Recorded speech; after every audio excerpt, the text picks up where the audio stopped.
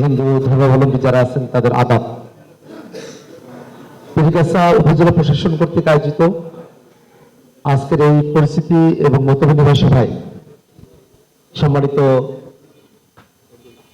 উপজেলা প্রশাসনের সম্মানিত ইউনো, আমাদের থানার সম্মানিত অফিসার ইনচার্জ, সরকারি কর্মকর্তা কর্মচারীবৃন্দ, বিভিন্ন রাজনৈতিক দলের নেতৃবৃন্দ, পীরগাছা উপজেলাধীন বিভিন্ন ইউনিয়নের সম্মানিত চেয়ারম্যান এবং প্রশাসকবৃন্দ, সাধারণ জনতা, সাংবাদিকবৃন্দ এবং 24-এর অভ্যুত্থানে যারা শহীদ হয়েছেন সেই শহীদ পরিবার ও আহত জুলাই যোদ্ধা, আপনাদের সকলকে আমার পক্ষ থেকে, রংপুর 4 আসনের পক্ষ থেকে শুভেচ্ছা এবং সালাম। রংপুর 4-এর অন্তর্গত পীরগাছা উপজেলা একটি বৃহৎ উপজেলা। এই উপজেলায় 9টি ইউনিয়ন পরিষদ রয়েছে। প্রত্যেকটি উপজেলা পরিষদের যে কার্যভারগুলো থাকে সেগুলোকে দেখভাল করার জন্য অনেকগুলো অফিসের প্রয়োজন হয়। উপজেলা পরিষদের সাথে সংযুক্ত অনেকগুলো অফিস রয়েছে। উপজেলা পরিষদের সাথে সরাসরি হস্তান্তরিত নয় এমন অনেকগুলো কার্যালয় রয়েছে। এই প্রত্যেকটা প্রতিষ্ঠান জনগণের সেবার জন্যই সরকারের তরফ থেকে কাজ করবে এমন একটা প্রত্যাশা নিয়েই মানুষের সরকারি অফিসগুলোতে আসেন। আজকে আপনারা যারা এখানে উপস্থিত হয়েছেন, সরকারি কর্মকর্তা কর্মচারীবৃন্দ, আপনাদের সকলের কাছে আমার প্রত্যাশা থাকবে কোনো ফাইল আটকে রাখা নয়, বরং কোন অফিসার কোন অফিস কত দ্রুত কোন ফাইল ছাড়তে পারলো, কত দ্রুত কোন অফিস থেকে কোন কাজ আদায় হয়ে আসলো, সেই প্রতিযোগিতাটা আপনাদের মধ্যে সব থেকে বড় প্রতিযোগিতা হবে। আমরা একটা পেরেশানি মুক্ত প্রশাসনের কথা বলে এসেছি। আমাদের সরকারি অফিসগুলোতে এলে যেহেতু গ্রামের সাধারণ মানুষ তারা নানা ধরনের আড়ষ্টতায় ভোগেন, হয়তোবা তারা সরকারি অফিসের কায়দা কানুনগুলো ভালো জানেন না। সেই সময়টাতে সরকারি অফিসাররা যারা আছেন আপনাদেরকে সহিষ্ণু হতে হবে। আপনারা বিদ্বান বুদ্ধিমান, সে কারণেই আপনারা বিভিন্ন সরকারি চাকরির প্রতিযোগিতায় উত্তীর্ণ হয়ে আপনারা জনগণের সেবার জন্য সরকারি অফিসগুলোতে আপনারা দায়িত্বপ্রাপ্ত হয়েছেন। আপনাদের কাছে আমাদের একটাই অনুরোধ, একটা পেরেশানি মুক্ত প্রশাসনিক ব্যবস্থা আমাদের পীরগাছা উপজেলায়, কাউনিয়া উপজেলায় আপনারা তৈরি করবেন। আমরা জনগণের সাথে আপনাদের সম্পর্কগুলোকে যাতে করে ওয়ান টু ওয়ান একটা সম্পর্ক তৈরি হয় সেটা আমরা প্রত্যাশা করি। মানুষের আপনাদের কাছে আসবে হ্যাপহ্যাজার্ডলি না। আপনাদের কাছে কোনো অফিসে যদি দৈনিক 10 থেকে 20-50 জন মানুষও আসেন, আপনারা তালিকা করেন সিরিয়াল অনুযায়ী, যিনি আগে আসছেন তিনি আগে সেবা পাবেন, এইভাবেই তাদেরকে সেবা দেন। জরুরি বিষয়গুলোকে আলাদা করে বার করে সেগুলোকে জরুরি ভিত্তিতে সেবা দেওয়ার ব্যবস্থাটা আপনারা করেন। আমাদের থানায় গিয়ে কোনো মানুষকে যেন আর হয়রানির মধ্যে পড়তে না হয় সেই ব্যাপারটা আমাদের থানার কর্তৃপক্ষ আপনারা খেয়াল রাখবেন। ভূমি অফিস আছে, স্বাস্থ্য বিভাগ আছে, অন্যান্য যতগুলো বিভাগ আছে প্রত্যেকটা বিভাগই জনগণের হয়ে আপনারা কাজ করবেন, এটাই আপনাদের কাছে প্রত্যাশা। আর আমি সংসদ সদস্য হিসেবে এই পীরগাছার মানুষ, রংপুর 4 কাউনিয়া পীরগাছার মানুষ, আপনাদের সকলের অকুণ্ঠ সমর্থন পেয়ে আমি সংসদ সদস্য নির্বাচিত হয়েছি।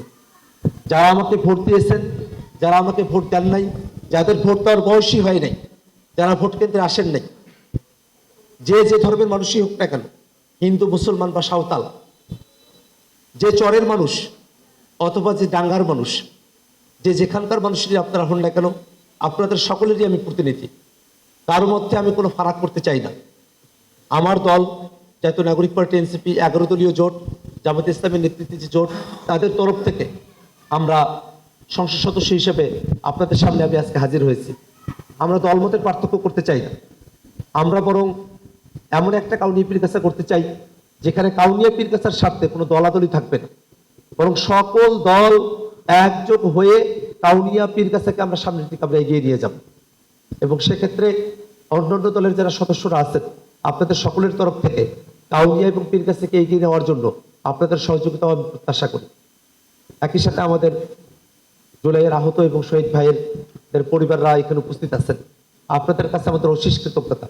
আপনাদের আত্মত্যাগের কারণেই আজকে আমরা সংসদ সদস্য হিসেবে আমরা আজকে নির্বাচিত হতে পেরেছি। নতুবা বাংলাদেশটা আগের গতিকেই চলতে থাকতো। সেই গতিতে সেট ধরিয়েছেন যারা চক্রীদের অভ্যুত্থানে জীবন দিয়েছেন, রাজপথে সংগ্রাম করেছেন তারা। আপনাদের কাছে আমাদের কৃতজ্ঞতা। আপনাদের যে শপথ, সেই শপথ নিয়ে আমরা সামনের দিনে আমরা এগিয়ে যাব।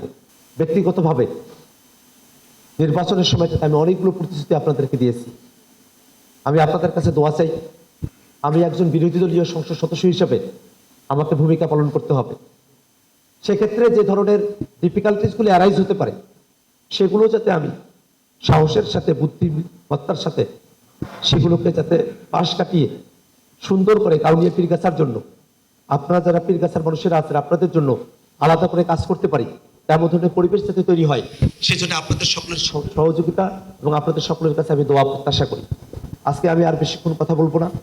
আমাদের সাংবাদিক ভাইয়েরা যারা আছেন তাদের থেকে বস্তুনিষ্ঠ সাংবাদিকতা এবং সাংবাদিকতায় প্রফেশনালিজম এবং আমাদের সাংবাদিকদের জন্য তাদের যে সুযোগ সুবিধাগুলো আছে সেগুলো তারা যাতে প্রাপ্ত হন, সেই ধরনের একটা ব্যবস্থা যাতে মিডিয়া পাড়ায় তৈরি হয়, সেই জন্য আমরা সংসদে কথা বলবো, আপনাদের জন্য আমরা কাজ করবো। এতটুকু কথা আপনাদের কাছে আমরা দিচ্ছি এবং আপনাদের কাছে আমরা প্রত্যাশা করব আপনারাও বস্তুনিষ্ঠতার ভিত্তিতে, সত্যের ভিত্তিতে, যা প্রয়োজন সমাজের তার ভিত্তিতে আপনারা সংবাদ পরিবেশনা করবেন।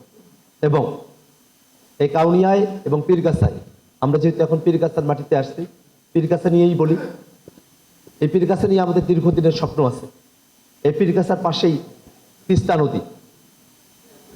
আমরা তিস্তা নদী নিয়ে যে ভোগান্তির মধ্যে পড়ি, সেই তিস্তা সমস্যার সমাধান হওয়া প্রয়োজন।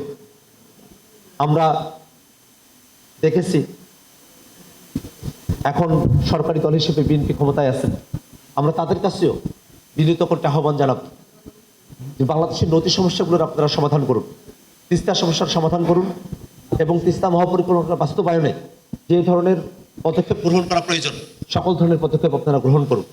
আমরা আজকের এই উপজেলা প্রশাসন কর্তৃক আয়োজিত আজকের এই পরিচিতি সভা এবং মত বিনিময় সভায় উপস্থিত সকলকে আবারও ধন্যবাদ জানিয়ে, বিশেষত আমাদের ইউনো মহোদয় আছেন, আমাদের অফিসার ইনচার্জ আছেন, আপনাদের দুজনকে অশেষ কৃতজ্ঞতা জানিয়ে আপনাদের বক্তব্য আমি শুনেছি, আপনাদের বক্তব্য বেশিক্ষণ দেওয়ার আমরা সুযোগ করে দিতে পারিনি, সময়ের স্বল্পতা রয়েছে।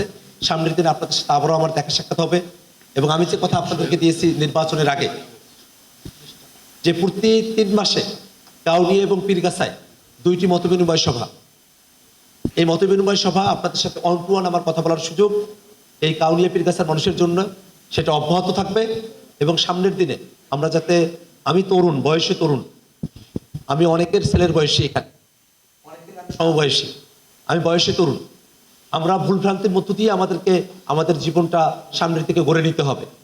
আমি শুধু এতটুকুই চাইব, আমি ভুল করতে পারি যে কোনো সময়, আপনারা আমার ভুল শুধরে দেবেন, আমার জন্য দোয়া করবেন, যাতে করে ভুলভ্রান্তিগুলোকে পাশ কাটিয়ে সুন্দর করে কাউনিয়া এবং পীরগাছার জন্য আমরা কাজ করতে পারি। কোনো দলমত হয়ে নয়। আমি যখন দল করব, যখন এনসিপি করব তখন আমি এনসিপির, যখন আমি 11 দলীয় জোটের তখন আমি 11 দলীয় জোটের, কিন্তু যখন আমি এমপি তখন আমি কাউনিয়া পীরগাছার সকল জনতার, এখানে দলের কোনো ফারাক থাকবে না। আমরা সকলের জন্য কাজ করতে পারবো, সকল সেবাগুলো জনগণের কাছে সমানভাবে পৌঁছে যাবে, তেমন একটা প্রশাসন তৈরি হবে। প্রেসারি মুক্ত একটা প্রশাসনিক ব্যবস্থা তৈরি করার জন্য আমি এমপি হিসাবে আক্তার হোসেন আপনাদের কাছে কথা দিচ্ছি, আমরা তেমন করেই প্রশাসনের সাথে, উপজেলা প্রশাসনের সাথে আমরা আমাদের যে সম্পর্কের জায়গাগুলো আছে আইন মেনে সেই সম্পর্কগুলো রেখে আমরা সামনের দিনে নতুন করে কাউনিয়া পীরগাছা, রংপুর 4 এই পীরগাছাকে আমরা গড়ে তুলব, সেই আশাবাদ ব্যক্ত করে আপনাদের সকলের প্রতি আবারও কৃতজ্ঞতা জানিয়ে আমি আমার কথা এখানে শেষ করছি।